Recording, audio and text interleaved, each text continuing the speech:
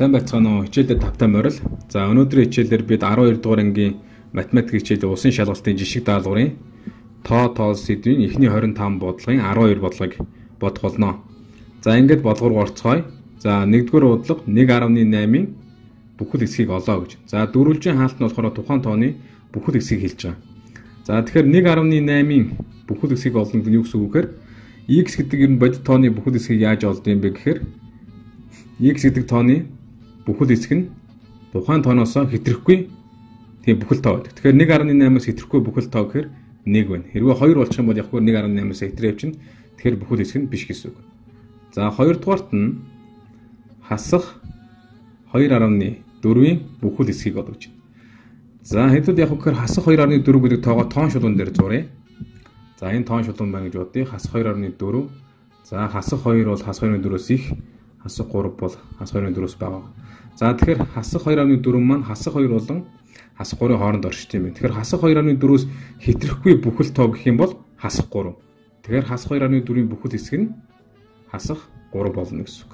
Ингээд манай бодлогын хариу болохоор хасах 3 гэдэг чинь D юм байна. За 3-р бодлого. За 2.7-гийн бутархай хэсгийг олгож байна. За энэ гоё хаалт нь болохоор бутархай хэсгийг тэмдэглэдэг. За x тооны бутархай хэсгийг яаж олдог вэ гэхээр x тооноос түүний бүхэл хэсгийг хасгаар гардаг гэсэн үг. За тэгэхээр 2.7 гэдэг тооны бүхэл хэсгийг хэдүүлээ 2 гэж мэдж байгаа. За тэгэхээр 2.7-гийн бутархай хэсэг нь 2.7-оос хасах нь 2 болно гэсэн үг. Ингээд 2.7 гэдэг тооны бутархай хэсэг нь t.7. За t.7 гэдэг бол b хувилбар байна. За 4-р бодлого хасах 2.7.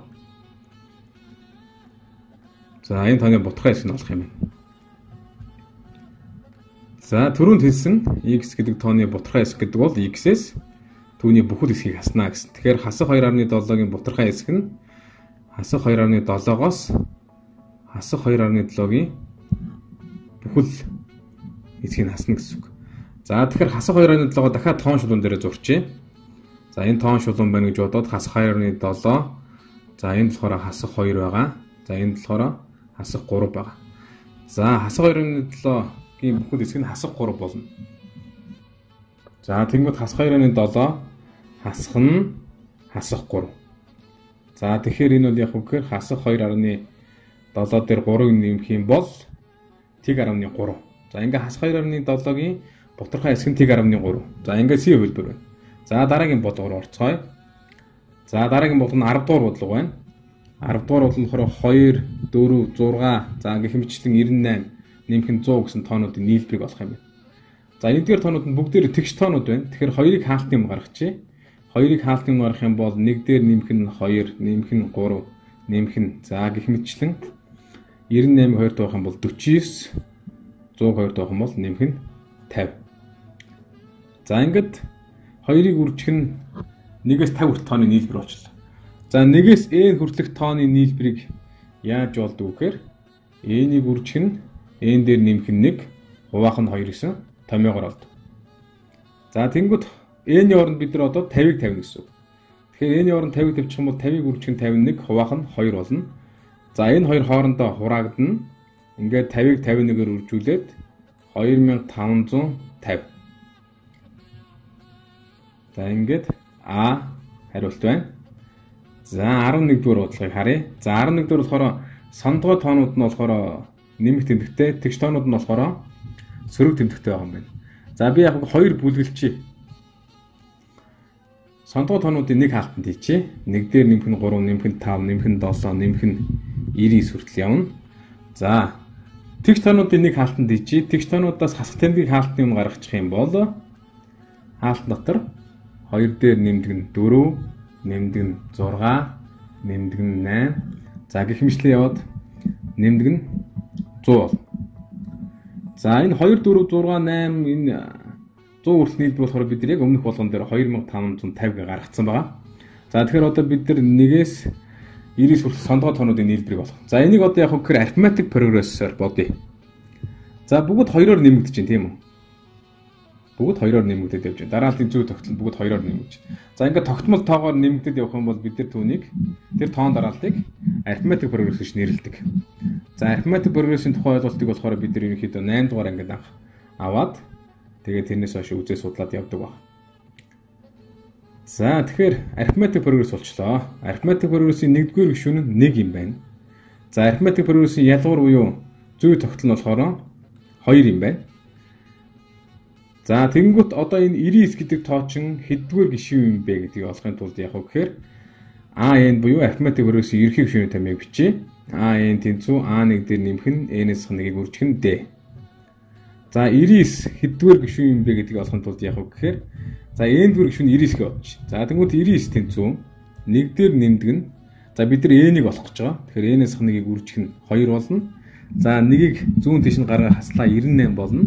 98 тэнцүү 2-ыг үржих нь N-ээс 1. 2-т хуваалаа 49 болно. 49 тэнцүү N-ээс 1. N тэнцүү 50. За энэ дараалтын 99 гэдэг тоо маань болохоор яг уу гэхээр 50 дугаар гишүүн нэсэн байна. Ухаандаа A50 гэсэн үг. За бид нар нийлбэрийг олох гэж байгаа. За тэгэхээр arithmetic progress-ийн эхний n гишүүний томьёо бол юу гэдэг вэ гэхээр A1 дээр нэмэх нь AN, хуваах нь 2, үржих нь N байдаг. За энэ SN-ээр болохоор бид нар яг уу гэхээр arithmetic progress-ийн эхний n гишүүний нийлбэрийг тэмдэглэдэг. За тэнгуут манай бодлого яг уу гэхээр 1-ээс 50 дахь гишүүн хүртэлх тоонуудын нийлбэрийг олгож байна гэсэн. Тэгэхээр S50 тэнцүү. За A1 чинь 1 байгаа. За A50 чинь болохоор 99 байгаа. Хуваах нь 2, үржих нь 50. Эхний 50 гишүүний нийлбэр олгож байгаа. За энэ хоёр хураагт нь 50 25 болох юм байна. 1-99 100 125 үржүүлээ 2500. За ингээд манай бодлогын хариул юу болох вэ гэхээр 2500-аас хасдаг нь 2550 гээд хасах 50. За хасах 50 гэдэг чинь А хувилбар байна те. А хувилбар. За дараагийн бодлого руу орцгоё. За 14 дугаар бодлого 150 саяыг стандарт хэлбэрт бичье гэж. За тоог стандарт хэлбэрт бичнэ гэдэг нь юу гэсэн үг вэ? Тухайн тоог А үржих нь 10-ийн n зэрэг задлана гэсэн үг. За n нь болохоор бүхэл тоо. N харилцах нь z. За A нь болохоор 1-ээс их буюу тэнцүү 10-аас 90 бага байдаг. За ийм хэлбэр тавьсныг болохоор стандарт хэлбэрт бичдэг гэж бид нар үздэг. За тэгэхээр 150 сая тэнцүү за 15. За 15-ыг үржих нь 1 2 3 4 5 6 7 17 зэрэг байна. 17 зэрэг. За 15 гэдэг чинь болохоор яг нь манай А чинь 1-ээс 10-ийн хооронд байх ёстой шүү дээ. Тэгэхээр 15 чинь 10-аас их учраас дахиад 1.5-ыг үржих нь 10 гэж задлчих юм байна те. 15-ыг. Тэгхийн бол 1.5-ыг үржидэг нь 10-8 зэрэг. За ингээд яг үг гэхээр стандарт хэлбэрт нь биччихлээ. Хариулт нь Б байсан байна. За 16. За үйт 10-ийн бутархаа байна. 1 3 3 гэдээ явж байгаа тийм ээ. Энгийн бутархаар илэрхийлээ гэж. За 1 3 3 3 3 гэдэг хоошо төгсгөлгүй явж байгаа гэсэн. Дан 3 баа гэсэн тийм. За тэнгуут явах гэхээр энэ үйт 10-ийн бутархааг би А гэж тэмдэглэж. А тэнцүү 1 хаалт 3. За би одоо явах гэхээр энэний хоёр талыг 10-аар үржүүлчих. Тэгэх юм бол 10А тэнцүү. За энэ 10 гэдэг чинь 1 орон урагшна гэсэн үг тийм үү? Тэнгүүт 13 3 3 3 болно гэсэн. За одоо энээсээ би А-га хасаад өгчээ. Тэгэх юм бол 1 таслал 3 3 3 гэд явж байгаа. За хооронд нь хаслаа. За тэгэх юм бол яг үгээр энэ хойдлын 3-ууд бүгд хоорондоо хураагдана. 10А-гаас А гэсэн үг 9А. 9А тэнцүү 12 болно. А тэнцүү 9-ний 12. За 3-т хураагдах юм байна. 3-ны 4. За А нь 3-ны 4 гэдэг чинь 1 бүхэл 3-ны 1 гэсэн үг те. Тэгэхээр 1 бүхэл 3-ны 1 гэдэг чинь болохоор B хувилбар нь. За дараа нь 17 дугаар бодлого. Хасах 36 12 хасах 4 3-ны 4 гэсэн геометри прогрессийн дараагийн хоёр гишүүнийг олоо гэж. За B2 бол тэнцүү B1-ийг үржих нь Q гэдэг. Геометри прогресс чинь тийм ээ. Тогтмол тоогоор үржигддэг. Тэгэхээр 12 тэнцүү хасах 36 үржих нь Q болно. Q-ний эндээс хасах 3-ны 1. За Q-г болохоор геометри прогрессийн хуваар гэж ярьдаг тийм үү. За тэгэнгүүт 4 гишүүн өгсөн байгаа юм байна. Тэнгүүд манай 5 дугаар гишүүн бол 4 дугаар гишүүнийг үрждэг нь Q юу те. Тэгэхээр 4 дугаар гишүүн бол 3-ны 4 байгаа юм байна. 3-ны 4-ийг хасах 3-ны 1-ээр үржихээр хасах 9-ний 4. За дараагийн гишүүн буюу 6 дугаар гишүүн маань 5 дугаар гишүүнийг хасах 3-ны 1-ээр үржүүлнэ. Тэгэхээр хасах 9-ний 4-ийг үржидэг нь хасах 3-ны 1 хасахын нэмэх болно. Ингээд 27-ны 4. За ингээд хасах 9-ний 4 27-ны 4 гээд А хөлбөр болж байна. За дараагийн бодлогыг харцгаая. За 20 дугаар бодлого 70% нь 42-тэй тэнцүү байх тоог олоо гэж. За 23 дугаар бодлого юм байна. За 70% нь 42-тэй тэнцүү гэж тийм үү? За тэгвэл 100%-ийг хэдүүл яах вэ гэхээр x гэд үзчих. За эндээс x бол яаж олдох вэ гэхээр 100 гүржих нь 42 хуваадаг нь 70. За 10 туурагдах юм байна. 10 болно. 7 болно. 42-ыг 7-д хуваагаад 6, 10-ыг 6 оржуулаад 60. За ингээд 60 гэдэг тооны 70% нь 42-тэй тэнцүү байдаг байна. За дараа нь 24 дугаар бодлого 3500 тоог 2-ыг харьцах 3 харьцаагаар 2 хэсэг туваа гэж. За харьцаа гэдэг бол яг хөөр бидний бага ингэж боддог байсан хэсэг гэсэн үг. Яг хэсэгтэй адилхан гэж сэтгэж болно бид нар. За тэгэхээр 2-ыг харьцах 3 гэдэг бол нэг нь 2 хэсэг, нөгөөх нь 3 хэсэг гэсэн үг. Тэгээ энэ хоёр нийлээд яах нь 3500 тийм үү? За нийт хэдэн хэсэг болсон гэхээр 5 хэсэг болсон. Тэгэхээр 5x тэнцүү 3500 болно. X нь 700 болно. За ингээд нэг хэсэг нь 700 гэсэн үг. Тэгэхээр хоёр хэсэг нь 2-ыг үржих нь 700 буюу 1400.